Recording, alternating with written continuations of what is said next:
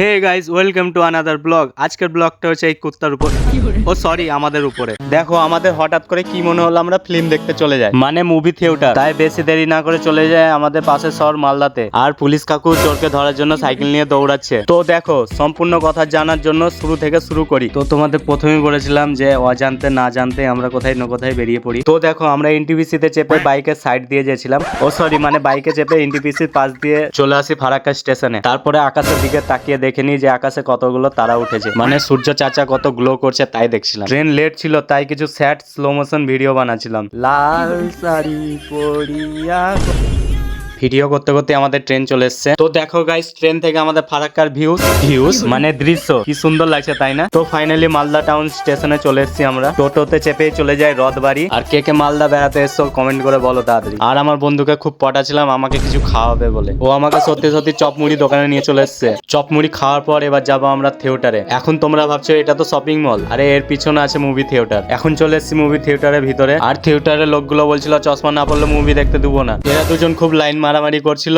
ঠিক তখনই ওর বউ এসে বলে বাড়ি চল, তারপর তো দেখছি। আর হ্যাঁ, এই মুভিটা যখন রিলিজ হয়েছিল তখন ব্লগ ভিডিওটা বানিয়েছিলাম, তার জন্য সরি গাইস। হাই হাই কেসা লাগ রহা হ্যায় বলিয়ে গাইস।